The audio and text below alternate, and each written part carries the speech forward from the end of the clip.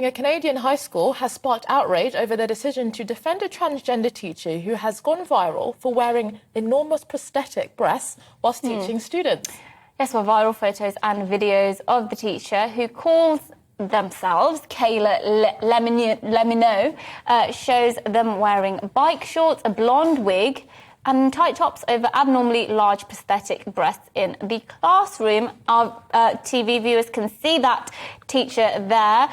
Look it up online if you haven't seen it. Well, in response to the controversy, Oakville Trafalgar High School in Ontario says it's committed to, quote, establishing and maintaining a safe, caring, inclusive, equitable and welcoming learning environment and working environment. Indeed. Well, Miranda Yardley is a human rights activist and joins us now. Thank you for joining us on the programme. Sorry, Miranda, we don't have a lot of time, but just, I'm going to be honest here. I think it is, morally reprehensible to have a teacher, male or female, but in this instance, a male, wearing abnormally large prosthetic breasts to students when they're meant to be learning. And the response from the school is to defend their so-called gender identity and expression. I mean, this is wrong and ridiculous, surely.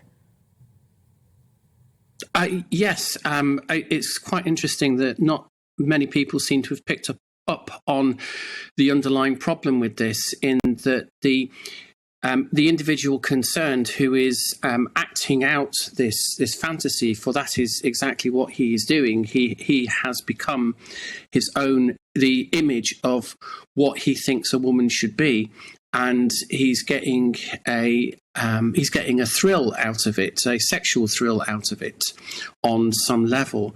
And there is an issue here for the students, obviously, who are being used as props within this fantasy, and there is no consent. There is only coercion, that they have to accept what the teacher is doing. I mean, this is, when you analyse this properly in the context of what the teacher is actually doing, this is the epitome of what the word problematic was invented for.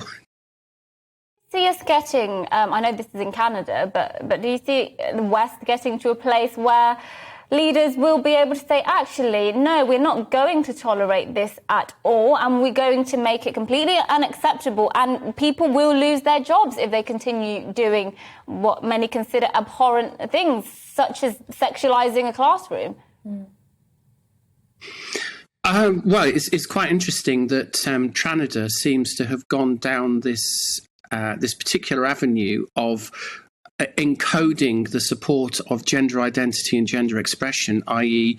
basically men enacting sexualised stereotypes of women and protecting it under law. There was somebody from the school board who was videoed recently defending this individual, saying that, well, it's their gender identity, we don't discriminate on the basis of the gender identity, and corrected the journalist who was speaking to him, saying, well, it's a she. The individual concerned is a she, not a he.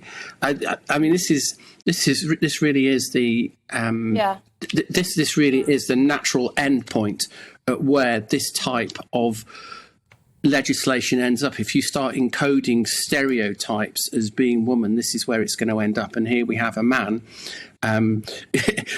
enacting his own idea about what a woman should be. And, we need to ask ourselves, where has he got the idea from that that is what a woman is? Where has he found that? And I think that with a little bit of thought, we can probably work it out.